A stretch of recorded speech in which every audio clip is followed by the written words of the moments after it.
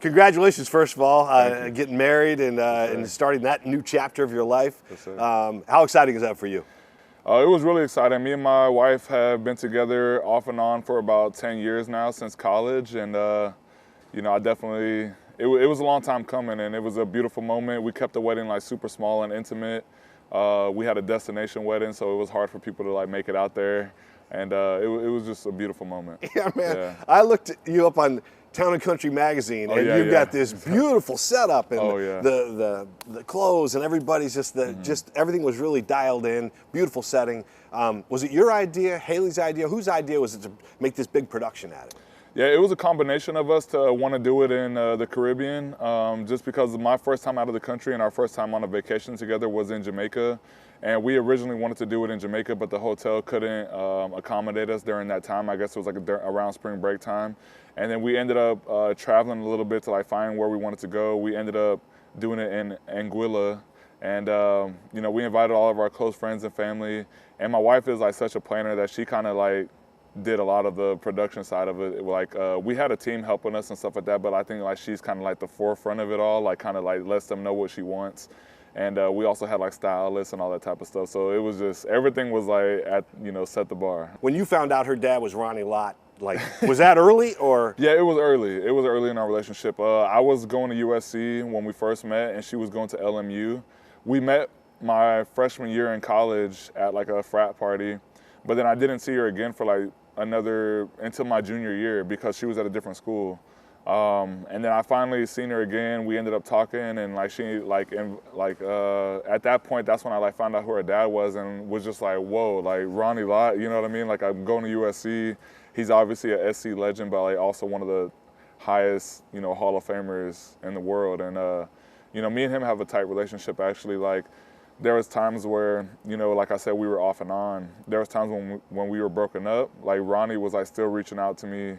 Like he would come to New York, and he invited me to dinner a few times, and he invited me to go see Troy Polamalu get inducted into the Hall of Fame, like College Hall of Fame, which was like really cool. And she didn't like that at the time, but now that we're back together, she appreciates it. Has he given you defensive? Have you ever gone to him for defensive tips and things like that? Yeah, everything, like football tips, just life tips. Yeah. He's been married for 30 plus years, so like he helps me on like the marriage side of things. He obviously knows his daughter pretty well, so whenever me and her are bumping heads or whatever, like he's like, hey, like, do this, try this with her, And he's a great guy. We've always had a great relationship. I don't have the typical, parents-in-law thing where they don't like them or anything like that. It's like, we have a great relationship with their parents. Excuse me for fanboying out there, but I just think it's a really cool thing. Yeah. How about as far as you and social media? I see a lot of the cooking and things like that. You enjoy the social, you enjoy the cooking and things like when you put it out there? Yeah, for sure. I think I wasn't doing it as much at one point, but I was always into a lot of things outside of football. I didn't start playing football until I got to high school, so I was able to find out like other interests that I had outside of football at a young age. Like fishing is one of them, cooking is one of them. I love to like collect like cards and things like that.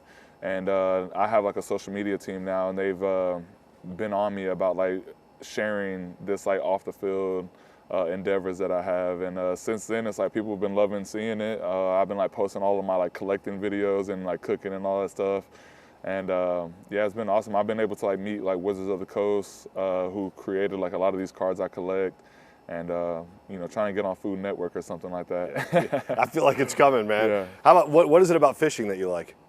I grew up fishing with my dad, so it kind of is like that nostalgic thing that like brings me back. It's that connection I have with my dad.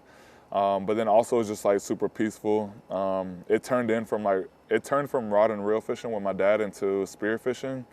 I picked up spear fishing around COVID, so I learned how to free dive and all that type of stuff. And I think that's like the athletic part that comes into the spear fishing, where like I like to like challenge my body, figure out how much longer I could hold my breath, how much deeper I could dive, how much better I can get at equalizing, like all this type of stuff.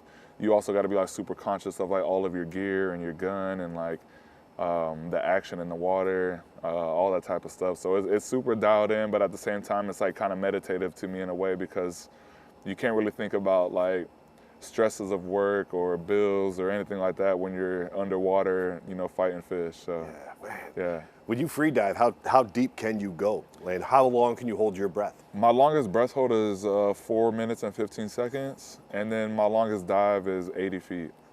Yeah. Yeah. Man. Yeah. But over when I'm 4 minutes holding your breath. Yeah, over 4 minutes. Yeah. But that's like in a pool just practicing. So I'll be with an instructor, and I'll just get to like a really meditative state. My instructor tries to tell me, like, imagine you don't have an outline of your body and it's like connected with the water almost, and like you just get like super relaxed feeling.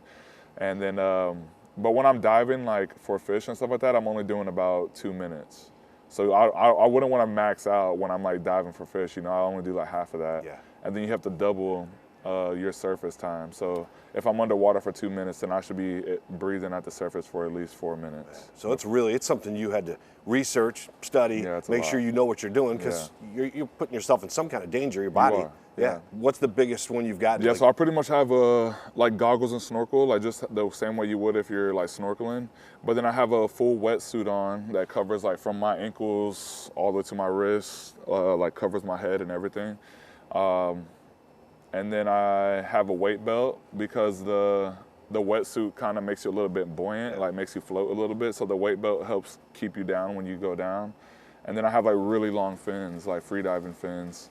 And then I have like gloves. I have a dive watch. The watch kind of helps you like measure how like deep you're diving and like how long you're staying at the surface and stuff like that. So it'll beep to remind you like when you're good enough, when you've breathed up enough to like dive again. And then my biggest fish I've caught so far is a bluefin tuna in San Diego, and it was like 110 pounds. Spearfishing. Yeah, spearfishing. It's crazy to see them underwater, man, because I know we're like hunting for these fish, obviously, so you want to see them. But then like when I'm diving down, I'm at like 60 feet, and it's just like you're diving in like 1,000 feet of water. So it's like, it feels like you're in outer space almost. It's like just blue forever, you know what I mean? And then out of nowhere, these like curious tuna, because like we see where they are, so we like go right above them, dive down, and then out of nowhere like you'll see like a wall of tuna just like circling you, and like they're massive fish and like they don't have predators, so they're like not scared of you, they're not interested in me and like they want to eat me or anything, but they still like get close enough because they're curious. But like at first I'm like, before I even take a shot, I'm like, whoa, like these are some massive creatures I'm underwater with. Any close calls? Any other when you're down, do you ever fear of anything else? I'm just going to ask you, sharks or anything like that? Yeah, for sure. I mean, I think that's another part of it is like you have to like be on your P's and Q's like all the time. Like if I ever get too comfortable and I'm not checking my six all the time and like not diving with a dive partner, things can go wrong. And I've been around tons of sharks now, and I've learned to respect them and like not be afraid of them. But like when I first seen a shark, I like freaked out. Like I like came to the surface and was like, what the heck? Like get me out of here. But during that time, my boys were like, hey, like just pay attention to the shark and like just understand it a little bit.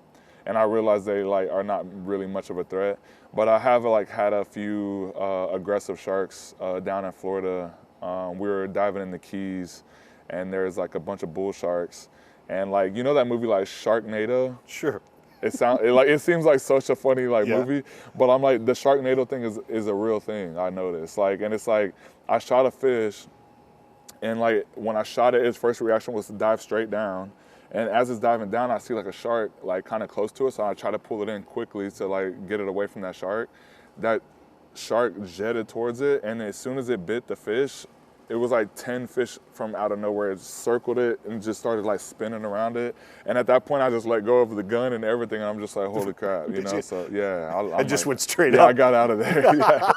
But there's been some close calls with bull sharks, but for the most part, they don't really cause too much of a threat. Man, I had no idea we were going to go down this whole free diving, spear fishing. But I will ask you one last question about: is there any teammates? Have you gone with any other NFL players? Like, are there any of your friends involved in this?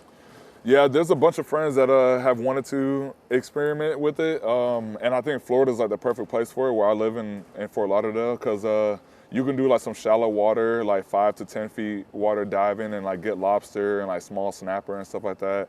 And I think that's the best way to start, because you don't want to go in super deep water and like put a gun in your hands right away. You want to get comfortable like being in the water, going up and down, being in shallow water first.